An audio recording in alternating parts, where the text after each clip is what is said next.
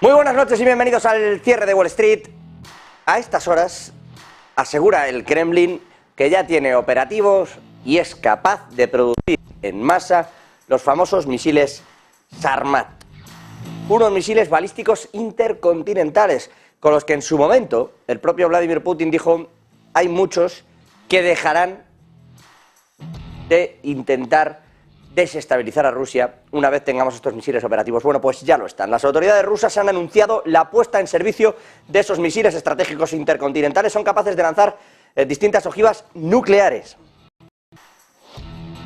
El complejo estratégico Sarmat, dice, ha sido puesto en servicio. Bueno, una serie de cuestiones operativas de los propios misiles y dice también que hay que recordar que el pasado 21 de junio, como ya les decía, Vladimir Putin ya dijo que serían puestos en guardia operativa esas primeras lanzaderas. Ya lo están. Aseguran que son capaces de producirlos, insisto, en masa en la planta de Krasmash, en Siberia, en Krasnoyarsk.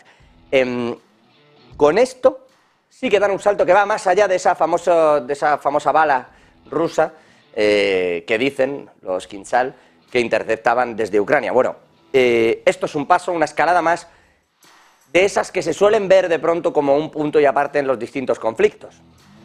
Igual que ocurriera en su momento y salvando todas las distancias con el famoso proyecto Manhattan o algunos de los desarrollos previos en la Primera Guerra Mundial. En este punto es verdad que el salto tecnológico que dan este tipo de lanzaderas, cuidado, porque supone, como bien decía Putin, una advertencia, que vamos a ver también cómo se toma Estados Unidos, que tiene la misma capacidad y que está metido en este asunto. De momento, se sigue hablando de ese plan de paz que decíamos ayer, sigue habiendo contactos informales, como hemos podido saber aquí en Negocios Televisión, incluso para con el gobierno ruso, tratando de que las posiciones se encuentren, llámenlo proceso de paz, llámenlo armisticio, llámenlo, pero están en eso, unos y otros. Evidentemente, pues este asunto de los Sarmat lo pone todo en el foco. Pero mientras ocurre todo esto, mientras se evalúa ese proyecto, la realidad es que la contraofensiva de Ucrania sigue siendo un desastre o un éxito, depende de dónde y de quién te lo cuente. Estados Unidos ha dicho que está siendo un éxito, hoy mismo se han pronunciado al respecto, que el avance está siendo importante y que aunque está costando mucho, efectivamente Ucrania está dando pasos que invitan al optimismo. De éxito lo calificado. No lo decimos nosotros, insisto, el propio gobierno estadounidense hablando de este asunto. Evidentemente está la otra cara, que es la que vemos también desde Rusia, hablando del desastre de esa contraofensiva, del desgaste que está haciendo para una Ucrania a quien le llega el otoño, el invierno, si me permiten, que llegarán las lluvias, las nieves y las heladas, y que dicen no ha avanzado nada. La realidad, por lo que parece, intentando conectar una cosa y la otra, es que el movimiento es de 7 kilómetros para arriba o para abajo, y que la línea última del frente de Rusia no se ha superado, pero es verdad que lo que hace Ucrania es sacar drones hacia afuera e intentar con eso amedrentar a una Rusia que lo que ha hecho es retrasar su capacidad aérea para combatir estos drones. Eso sería un poco el punto medio en el que está el asunto, aunque la realidad, como siempre, superaría cualquier charla y ficción. Dicho esto, y mientras se debate qué va a pasar y qué no va a pasar en Ucrania, si va a seguir o no, como les comentábamos ayer su ministro de Defensa, o si el propio Zelensky está o no en duda, la realidad es que ha intentado salir al paso de todo esto Estados Unidos. ¿Cómo? Pues la maniobra es fantástica. Zelensky va a ir personalmente a la cumbre de la ONU en Nueva York este mes. Cumbre anual de la ONU, que además coincide con el Consejo de Seguridad. Ojo, porque allí hay representantes de Rusia también. Y no se han pronunciado de momento a este anuncio oficial, porque el presidente podría asistir, se espera que asista a esa reunión, que preside Albania con sus 15 miembros en septiembre. Los líderes mundiales se reunirían en Nueva York a partir del 18 de septiembre para esa reunión de alto nivel, y a partir de ahí, en ese Consejo de Seguridad ahora le toca a Albania. Ya saben que los puestos en la ONU dentro de los distintos consejos van rotando. En su momento incluso le tocó a Rusia, Emiratos Árabes, etcétera. Bueno, ahora recaería en Albania. Insisto que dentro de esa ONU estamos hablando de un organismo que comparten, en este caso Ucrania y Rusia, y es verdad que sus representantes han ido, pero no deja de ser llamativo que el propio presidente se vaya a presentar en esa cumbre en Nueva York. Al tiempo, ¿qué va a ocurrir en esa cumbre, insisto, que empieza el 18 y que tendrá su celebración del Consejo de Seguridad el 20 de septiembre? para que tengan ustedes esas fechas en la cabeza, y veamos cómo a lo largo de ese mes de septiembre se va a desarrollar, insisto, ese plan de paz, ese armisticio que ya se está tratando en los mentideros de los distintos consejos de ministros de defensa, de exteriores, y en particular se va a tocar seguramente también de forma informal, pero se va a tocar en una cumbre del G20 que se celebra en Nueva Delhi este fin de semana y a la que no va a acudir China, que como les comentábamos ayer, va a mandar a su primer ministro, pero no va a ir el presidente Xi Jinping, en lo que desde India se han tomado como evidentemente lo que es, porque más allá de las excusas, China, que es un país especialmente cuidadoso y detallista en todo lo referente a la diplomacia, sabe perfectamente que la ausencia del presidente, cuando Narendra Modi sí habría ido, si fuera en sentido contrario, si hubiera que ir a esa cumbre en China, pues supone un golpe a India, dentro del liderazgo que quieren mantener por los BRICS y en particular dentro de una polémica surgida que les venimos comentando, si quieren buscarla, sobre Arunachal Pradesh, que es una región sobre la que existe un conflicto internacional entre ambos países y en la que este año ya han muerto 77 personas. Más allá de esto, les decía, por ese lado Rusia, por ese lado Ucrania, China todavía en ese medio y en un G20 al que sí que va a acudir evidentemente Estados Unidos. Ahora vamos hasta allí, pero vamos a hacerlo desde el prisma económico. Allí, en Estados Unidos, hoy hemos conocido varias cuestiones. Para empezar, un dato de desempleo que se va al 3,8%, la tasa de paro. Sube. 3,8%.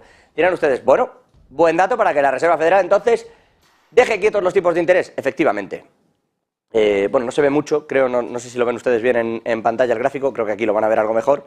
Es una ligera subida, como pueden ver, hasta el 3,8%, insisto, de paro. Ahí lo que están viendo también son las nóminas no agrícolas que crecen, y si se van a este otro gráfico que quizá lo vean mejor, van a ver la diferencia entre el tipo de trabajo que se está generando. Y aquí es donde queríamos llegar, ahí lo tienen. En rojo el trabajo fijo, en verde el trabajo a tiempo parcial. Si uno quiere celebrar que el mercado laboral está fuerte, pues puede. Lo ha hecho Joe Biden, y ¿quiénes somos nosotros para decirle a Joe Biden que igual esto es raro? Que celebrar que pierdes 670.000 puestos de trabajo fijos, pero que tienes 1 millón de puestos de trabajo a tiempo parcial, es raro. Sobre todo cuando hemos, y venimos contándoles una y otra vez, y creo que está además Javi del Valle aquí preparado para ello, que es que el personal está buscando varios empleos para tener lo mismo. Es decir, está saliendo de aquí con un sueldo N y se está metiendo aquí 2 veces para tener el mismo sueldo. Eso está pasando. Y entonces dicen, bueno, hay una moderación salarial, pero se crea empleo, estamos muy fuertes. Javi del Valle, muy buenas noches. Dice Joe Biden, que incluso ha dado un discurso para analizar el empleo, y bueno, ha dicho cosas curiosas. Ha dicho que ha creado más de 13 millones de empleos en 2 años, y que eso es fantástico, y que eso no lo habían hecho en los últimos 4 años de Donald Trump. Claro, él viene de salir de la pandemia, que esta es buena también, y entonces todo lo que se quedó ahí clavado, él lo considera creación de empleo, si luego se sumaron al trabajo. Y entonces, claro, ahí salen empleos los que usted quiera. Y además se ha puesto a presumir del empleo que va a construir o que genera él, gracias a meterle dinero al sistema, que esta es otra cosa curiosa, cuando la Reserva Federal lo que quiere es lo contrario. Es, oiga, deje usted generar, crear y crecer el empleo, pero no se ponga usted a manipularlo. Y se ha puesto a presumir de que va a crear 1,5 millones de empleos gracias a la Inflation Reduction Act a través de la lucha contra el cambio climático. Javi, hay un problema con los salarios, hay un problemón con los empleos fijos y los temporales, los a tiempo parcial.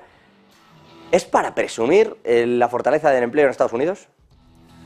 Bueno, habría que cogerlo con pinzas, ¿no? Lo que tú decías, bueno, Biden va a jugar esa baza, va a ir a por el Bidenomics y sustentarlo todo lo que pueda, pero llevamos diciendo aquí en Negocios Televisión desde hace unas cuantas semanas, ¿este Bidenomics en qué se está sustentando? Porque al final todos los datos que conocemos, todos los datos que nos dicen que han sido buenos, al final son revisados a la baja. Y luego en las claves de Wall Street, José, lo vamos a ver más en detalle, pero algo también que ha ocurrido en este dato de empleo de este mes, del último mes, ha sido que se ha vuelto a revisar a la baja el dato del mes anterior. Y no solo el del mes anterior, sino el de hace 2 meses, el de mayo.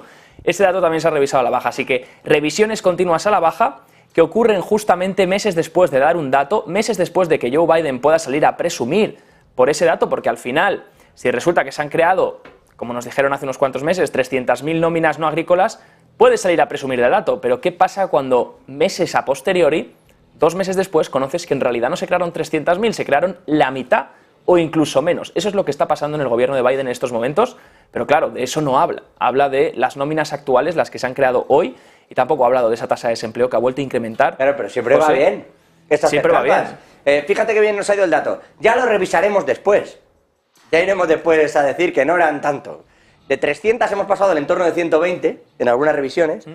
Pero él, claro, presume de las que a él le vienen bien, que son las que luego revisará a la baja. Y viene pasando todo el año, como dice Del Valle. Insisto, lo decimos de Biden como lo podríamos decir de Trump o lo podríamos decir de cualquiera.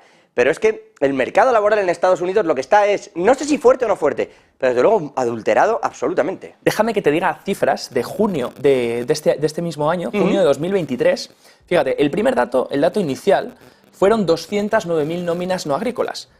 La segunda revisión se rebajó a 185.000 nóminas no agrícolas. Pero es que la tercera revisión que hemos conocido hoy se ha rebajado a 105.000 nóminas no agrícolas. Por lo tanto, de primeras, el BLS nos da un dato de 209.000 nóminas, que finalmente el dato real son 105.000. La mitad, menos de la mitad, bueno, más o menos, de nóminas no agrícolas generadas en el mes de junio.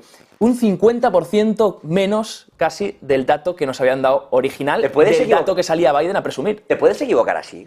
Quiero decir, te puedes equivocar un es una buena pregunta. Pero ¿es posible equivocarte un 50% o tiene que ser aposta? No lo sé, por lo menos debe ser un buen trabajo, porque resulta que tú atinas un poco al aire donde puedes y luego si te has equivocado un 50% arriba o abajo no ocurre nada. Casi siempre incluso se están equivocando a la baja, que eso es lo sospechoso, porque las revisiones las hay siempre. Y aquí, pues obviamente no podemos, al final el empleo es muy difícil de calcular y se hace mediante encuestas y a veces hay gente que se pregunta ¿por qué una encuesta dice una cosa y otra encuesta dice otra? Básicamente hay dos encuestas, Establishment y Household. Una es la de los negocios, otra es la de los hogares. Una va a los negocios a preguntar, otra va a los hogares. Por ejemplo, la encuesta de los hogares es la que pregunta el tipo de calidad de empleo y de la que podemos extrapolar esta información. Es que la de los hogares es la que te dice que la gente no está trabajando como antes, sino que se está buscando varios empleos para mantener el nivel salarial. Lo que pasa es que luego se pueden crear divergencias, José, ¿no? Entonces, una encuesta puede mostrar una cosa, otra encuesta puede mostrar la otra. Lo que es sospechoso es que desde el año pasado, esto ya lo llevamos trayendo en Negocios Televisión desde hace tiempo, desde el año pasado ya la FED de San Luis emitía un comunicado en el que decía que el BLS había sobreestimado más de 1 millón de empleos. Más de 1 millón de empleos, lo reconoció la propia Reserva Federal. Eso ocurrió en 2022, ahora estamos en 2023.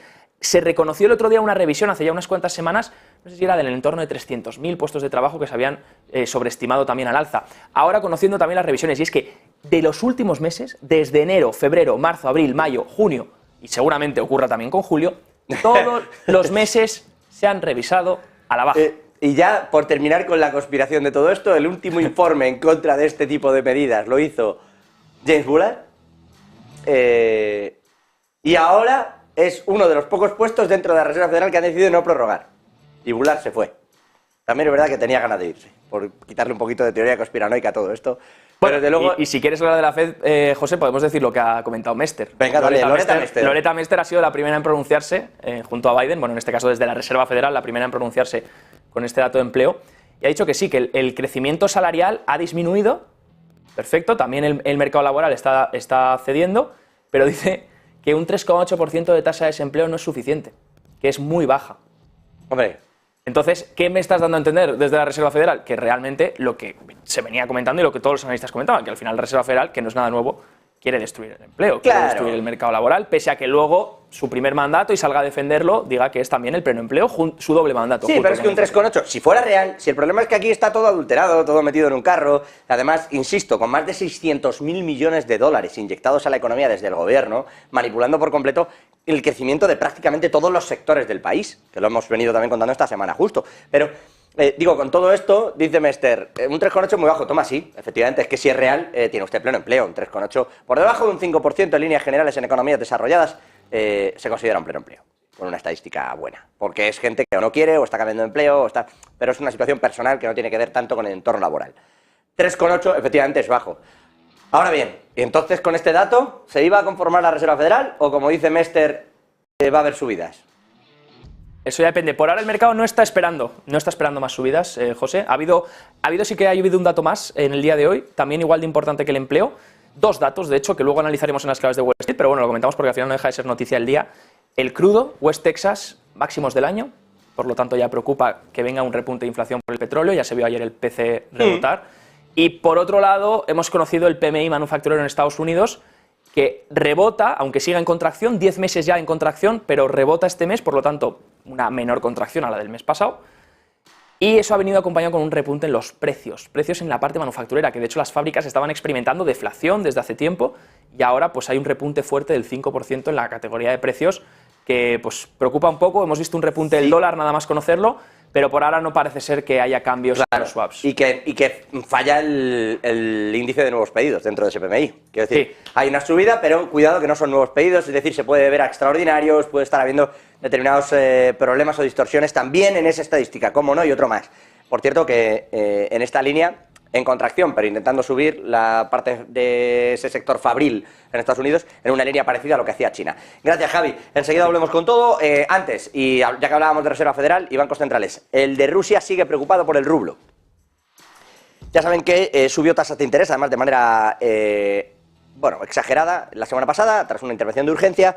Ya saben que dejó de comprar divisa extranjera, también en un intento por realizar una serie de cuestiones y no abaratar más el rublo. Bueno, pues siguen preocupados entre si deben tomarse o no deben tomarse más medidas.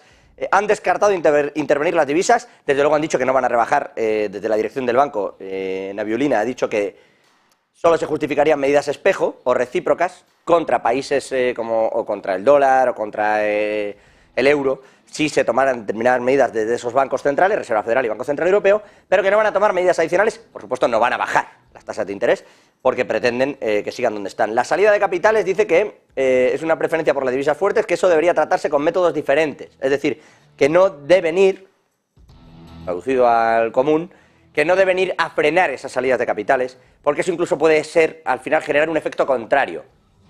Puede generar un miedo que haga que el personal incluso se desprenda de la divisa. Así que, de momento, siguen ahí. Es verdad que consiguieron frenar con la subida fuerte de tasas de interés que yo les comentaba la semana pasada la caída del rublo, pero nuevamente esta semana hemos visto esos movimientos. Es verdad que están inmersos en una guerra y es verdad que, nuevamente, todo esto sufre unas distorsiones importantes, pero particularmente preocupado el Banco de Rusia porque, además, dentro de esto del asunto de los BRICS, ellos pretenden hacer del rublo ahora una divisa fuerte. De hecho, varios intercambios con India ya se están realizando en rublos, igual que ha ocurrido con varios en Sudáfrica. Y se debe precisamente a eso, al intento de recolocar y resituar, reposicionar la divisa de Rusia, igual que está haciendo Xi Jinping con el yuan, intentando que esa parte de los BRICS salga hacia arriba. Insisto, mucho camino, lo hemos comentado aquí, el dólar sigue siendo la principal moneda en las transacciones internacionales, más del 80%, y además se produce así por el tipo de seguridad que da, por el tipo de refugio que soporta, etcétera. Es difícil el camino, pero es verdad que no ayuda que el rublo sea una de las peores divisas en su comportamiento en lo que llevamos de año. Por cierto, les hablaba del Valle hace un momento del tema del petróleo y de cómo está subiendo el crudo ligero. También está habiendo movimientos en el gas, movimientos importantes. Pero no por el lado de los precios, que ahora lo veremos, pero también están intentando Rusia hacer ciertos recortes en ciertos puntos para controlar más el tipo de demanda que recibe, que tenga un precio más estable. Pero no, les decía, la noticia hoy va por el punto de que Ucrania quiere que Europa, además de poner sanciones a Rusia, cumpla. Y no va de boquilla, no quiere, oiga, están siendo ustedes hipócritas y le ponen sanciones, pero luego van allí y están ya en un récord de compra de gas natural licuado. Lo que dice es, yo soy capaz de producir el 11% de lo que ustedes necesitan para sus reservas de gas. Se lo vendo yo. Dejen de ir a Rusia. Ya saben que además, en concreto, España y Bélgica han batido récords. En conjunto la Unión Europea, un 40% más que el año pasado. Pero es que España y Bélgica, en fin. Y Rusia está, bueno, pues de momento a gusto con este sistema, es evidente, pero Ucrania pues tiene esa preocupación, primero por el cereal y segundo por el gas. ¿Qué quiere hacer con esto y cómo lo va a traspasar? Marta Vilar, con los detalles de todo lo que ocurre con el gas en Kiev. Muy buenas, cuéntanos. Después de haberle mandado miles de millones de euros a Ucrania, parece que ahora Ucrania quiere devolverle el favor, de alguna manera, a Europa, a Occidente en definitiva. ¿Qué es lo que quiere hacer? Quiere venderle gas a Europa, y bastante, bastante. Ahora enseguida les contamos la cifra. Claro, ¿por qué? Bueno, pues porque ya saben que esta semana, por ejemplo, hemos tenido varios titulares de exactamente cuánto le está comprando Europa de gas natural licuado a Rusia, y es mucho, es una compra de récord, aunque se diga que ya no se está comprando gas de Rusia, lo cierto es que sí, pero gas natural licuado, y está en récord esas compras de Europa a Rusia. Sin ir más lejos, España, por ejemplo, entre ellos. Ahora lo que ha dicho Ucrania es que está preparada, que tiene la capacidad de exportar gas a Europa este invierno, y bastante. Dice que tiene la capacidad de almacenarlo y también de transportarlo. Eso sí, a prueba de guerra, porque dice que ha hecho pruebas de estrés. Esto lo ha dicho el operador gasista del país, que ha hecho pruebas de estrés para evaluar el riesgo de agresión de Rusia, y que dice que tiene la capacidad suficiente como para almacenar ese gas y para transportar ese gas de Rusia. Bueno, ¿cuánto dice Ucrania que tiene almacenado? Para que nos hagamos una idea de los números de cuánto podría venderle a Europa. Bueno, pues dice que tiene almacenado en torno al 15% de todas las reservas, de todo lo almacenado en Europa. 15% de las necesidades que parece que podría tener Europa, porque es el gas que tiene almacenado. Claro, ese 15% ¿cuánto es? 14.000 millones de metros cúbicos. ¿Cuánto es lo que tiene almacenado Europa? Unos 93.000 millones de metros cúbicos. Claro, 14.000 millones de metros cúbicos es bastante, pero ¿hasta qué punto puede exportar todo eso? Probablemente no, probablemente se quede una parte para su consumo. Además también, ¿qué es lo que se puede esperar en una situación de guerra? Que puede haber algún problema de transporte, algún problema de almacenaje, que puede haber incluso algún ataque a las infraestructuras gasistas que albergan o que almacenan este gas o que transportan ese gas. En definitiva, puede haber problemas para que Ucrania transporte todo ese gas. Por lo tanto, ¿hasta qué punto es totalmente cierto ese titular de que Ucrania va a poder exportar tanto gas a Europa? ¿Y hasta qué punto va a poder hacer una diferencia para que Europa no tenga que comprarle tanto gas a Rusia? Esa va a ser seguro una de las claves de este invierno, porque lo que dice Ucrania es que está preparada para exportar, transportar y almacenar también ese gas y dárselo a Europa ya para este invierno 2023-2024. Gracias, Marta. Bueno, todo esto en lo tocante a lo que está ocurriendo con el gas, con ese apartado económico. Por cierto, que han iniciado hoy la participación anticipada, una suerte de voto anticipado para mejorar la participación en las regiones anexadas por Rusia en Ucrania. Evidentemente, desde Ucrania se considera absolutamente ilegítimo esto. Rusia lo que va a hacer es, insisto, conformar incluso gobiernos en las próximas 2 semanas, pero hoy ha comenzado esas votaciones, pues eso, Donbass, Lugansk, etcétera, Donetsk. Saliéndonos de aquí, quienes tienen un problema gordísimo son Rishi Sunak y su gabinete. Reino Unido no mejora con nada. Da igual lo que hagan. Reino Unido tiene la inflación disparada y es verdad, ahora está bajando. Fiscalmente prometen no ayudar, se merienda Rishi Sunak las subidas salariales que les ha prometido a la mitad de los sectores, que de momento no se están poniendo en marcha, y lo que sí va a haber son huelgas. Vamos a ver cómo encara el proceso de Navidades, porque le tienen prometidas las huelgas a partir del 14 de septiembre y hasta finales de año. Pero es que hoy hemos conocido un informe de Nationwide Building Society, que es además quien mide oficialmente estas cosas, sobre la vivienda en Estados Unidos, que está ya cayendo al ritmo que caía en 2009. Y que, si sigue así, que todo apunta a que sí, todos los análisis que hay aquí dentro, incluso los que maneja el gobierno, y los comentarios que han hecho al estudio lo admiten, va a irse la vivienda a los precios de 2012. Es decir, bofetón mayúsculo. Aquí tienen ese menos 5,3, ahí tienen esa caída, pero es que si nos vamos a los años, que es lo mejor de todo en este gráfico de Bloomberg, la verdad, en 2023 estamos en este menos 5,3 y para encontrar lo mismo, como ven, nos tenemos que ir a ese 2009. Es decir, estamos hablando de que es en los tiempos de la crisis económica y la crisis de deuda donde encontramos los picos por abajo de precio y de ritmo de caída. A esa velocidad está cayendo la vivienda. Es probable, ha caído un 5,3% en agosto, desde el máximo hace un año, desde ese pico que veían aquí arriba. 5,3, va a una velocidad espectacular. Se espera que desde ese pico hasta final de año caiga un 10%. Esto es lo que está pasando a pesar de todas las medidas. Y dirán ustedes, bueno, esto será cosa del Banco de Inglaterra, que sube los tipos y nadie está comprando casas. No, no. Pasa lo mismo con los alquileres y pasa lo mismo incluso con la construcción nueva, cosa que no ocurre en Estados Unidos. ¿Qué está pasando? Insisto, ritmo más rápido de caída desde julio de 2009, la crisis financiera en pleno auge. 259.000 libras, más o menos, que son 14.600 menos que en agosto de 2022 de media por casa, en el total de esos precios. Pero les decía, ¿qué está pasando? Que el personal no es que no tenga dinero, que no lo tiene. Esto lo dijo y quizá fue la revelación del año, fíjense lo que les voy a decir. desde un banco central este año.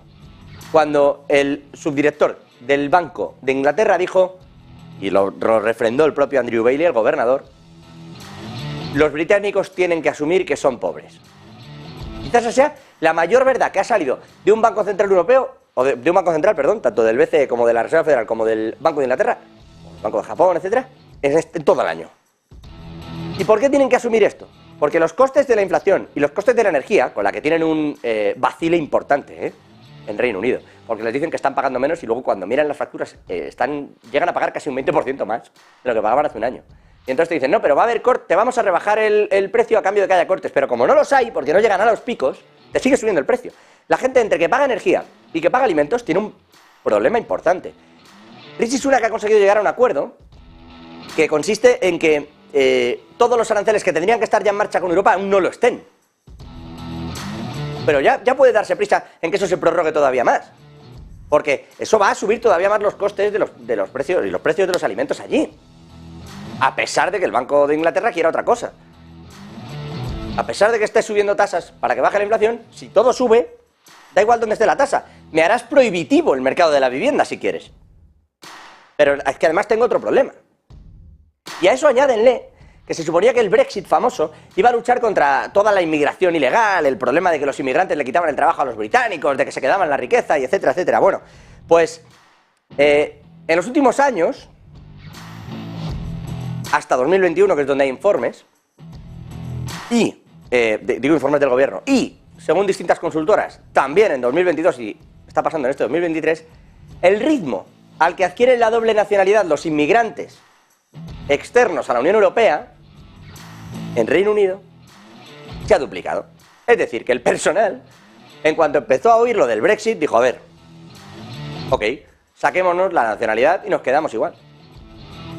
El cuento chino del Brexit está siendo espectacular. Todo está saliendo mal. La inmigración sigue aumentando, a niveles récord también, pero ya no son europeos los que iban o ocupan esos puestos. Ya esos europeos siguen viajando por su espacio y se buscan otro trabajo. Por cierto, que lo que sí están llegando son ucranianos. Pero tienen la inmigración a unos niveles récord. Tienen el problema de los que se sacan la doble nacionalidad y todos estos siguen beneficiándose de los benefits, de esas famosas ayudas sociales que tiene el Reino Unido. Tienen el problema de la vivienda. Energía disparada, precios de alimentos disparados. Cuando eso se controla de forma externa, baja la inflación. Pero la subyacente prácticamente ni se mueve. Ese es un problemón. Y ya en esas huelgas que se le están programando a Sunak, hay quien incluso pide la dimisión de Sunak. Es verdad, de momento son pocas voces, pero hay quien incluso está pidiendo eso. Boris Johnson, Liz Truss. A este paso, el asunto del Brexit, además de poder ser una de las grandes mentiras del Reino Unido, se va a llevar por delante más primeros ministros de los que hemos visto prácticamente en la historia del Reino Unido, de la velocidad que lleva el tema. Todo esto es lo que está pasando allí. Aquí en España, si me permiten, por terminar con este último detalle, seguimos centrados en un asunto que desde luego no tiene que ver con lo económico, pero que es verdad que la actualidad nos ha llevado en numerosas ocasiones allí, en particular, desde que la selección, la famosa ya selección femenina de fútbol de España, ganase el Mundial, pues hace ni un mes. Sigue estando de actualidad y siguen produciéndose distintas decisiones al respecto de la actitud del presidente en ese momento de la Federación, de Luis Rubiales. De hecho, se acaba de pronunciar el Tribunal Administrativo del Deporte, el famoso TAD, y esto es lo que en teoría le daba vela al CSD para sancionar o no, para quitarle o no a Luis Rubiales toda la autoridad, para poder suspenderle. Y no va a poder, porque el TAD efectivamente admite como falta grave ese famoso beso de Luis Rubiales a Jenny Hermoso en la entrega de medallas de la final del Mundial, pero al no ser una falta muy grave, el CSD no puede entrar a suspender a Luis Rubiales. Así que no será ese Consejo Superior de Deportes el que entre en esto debido a esa decisión del Tribunal de Arbitraje Deportivo, porque la falta es grave y no muy grave. Esto, eso sí, no tiene nada que ver con que la FIFA, ya saben que sí haya decidido suspender de forma provisional a Rubiales mientras se está investigando los hechos, la FIFA tenga sus particularidades y puede hacerlo. Y sigue, de momento, suspendido por parte de la FIFA. Lo que ocurre es que, bueno, ya saben que no está al frente de la Federación, pero es de manera temporal por ese asunto de la FIFA. El CSD no le puede suspender de manera provisional y él no ha dimitido. Así que vamos a ver cómo acaba ese asunto que todavía tiene abiertas esas vías judiciales, amén de toda la polémica que está suscitando dentro de la opinión pública. Vamos a hacer una brevísima pausa y regresamos ya de nuevo con lo económico y con el resto de asuntos de la actualidad.